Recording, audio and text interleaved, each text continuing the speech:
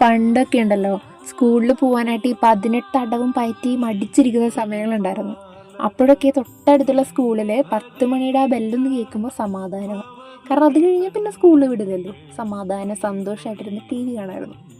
ഒരു 10-60 വർഷമൊക്കെ പഴക്കമുള്ള ഒരു പഴയ വീട്, കൂടുതലും ഈ മരങ്ങളും കുമ്മായവും ഒക്കെ കൊണ്ട് നിർമ്മിച്ചതായിരുന്നു. കൊച്ചിലെ ഈ ഫോണൊന്നും ഇല്ലാത്തതുകൊണ്ട് തന്നെ ഇഷ്ടംപോലെ സമയമായിരുന്നു അന്നൊക്കെ.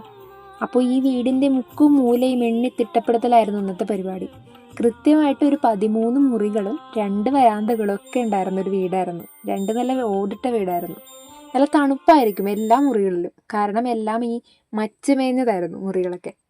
പുലർച്ചെ ഒരു 4:30 ആകുമ്പോൾ കൃത്യമായിട്ട് അമ്പലത്തിൽ നിന്ന് കതിന പൊട്ടുമായിരുന്നു. അപ്പോഴാണ് അമ്പലം തുറക്കുക. അതിനുശേഷം അവിടെ ഞാനപ്പാന വെക്കും.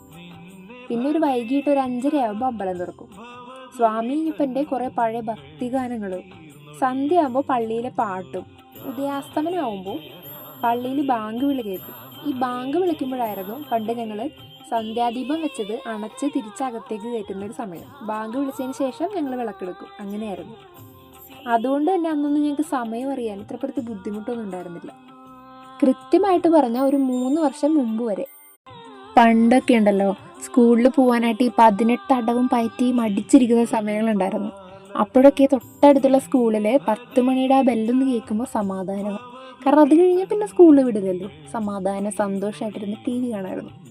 ഒരു 10-60 വർഷമൊക്കെ പഴക്കമുള്ള ഒരു പഴയ വീട്, കൂടുതലും ഈ മരങ്ങളും കുമ്മായവും ഒക്കെ കൊണ്ട് നിർമ്മിച്ചതായിരുന്നു. കൊച്ചിലെ ഈ ഫോണൊന്നും ഇല്ലാത്തതുകൊണ്ട് തന്നെ ഇഷ്ടംപോലെ സമയമായിരുന്നു അന്നൊക്കെ.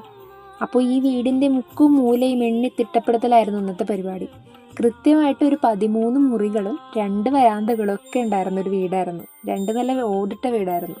നല്ല തണുപ്പായിരിക്കും എല്ലാ മുറികളിലും, കാരണം എല്ലാം ഈ മച്ച് മേഞ്ഞതായിരുന്നു മുറികളൊക്കെ.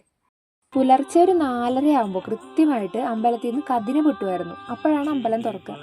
അതിനുശേഷം അവിടെ ഞാനപ്പാന വെക്കും. പിന്നെ ഒരു വൈകിട്ട് ഒരു 5:30 ആകുമ്പോൾ അമ്പലം തുറക്കും. സ്വാമി അയ്യപ്പൻ്റെ കുറേ പഴയ ഭക്തിഗാനങ്ങളും, സന്ധ്യ ആകുമ്പോൾ പള്ളിയിലെ പാട്ടും, ഉദയാസ്തമനമാകുമ്പോൾ പള്ളിയിൽ ബാങ്ക് വിളി കേൾക്കും. ഈ ബാങ്ക് വിളിക്കുമ്പോഴായിരുന്നു പണ്ട് ഞങ്ങൾ സന്ധ്യാദീപം വെച്ചത് അണച്ച് തിരിച്ചകത്തേക്ക് കയറ്റുന്ന ഒരു സമയം. ബാങ്ക് വിളിച്ചതിന് ശേഷം ഞങ്ങൾ വിളക്കെടുക്കും. അങ്ങനെയായിരുന്നു. അതുകൊണ്ട് തന്നെ അന്നൊന്നും ഞങ്ങൾക്ക് സമയം അറിയാൻ ഇത്രപ്പെടുത്ത് ബുദ്ധിമുട്ടൊന്നും ഉണ്ടായിരുന്നില്ല. കൃത്യമായിട്ട് പറഞ്ഞാൽ ഒരു 3 വർഷം മുമ്പ് വരെ.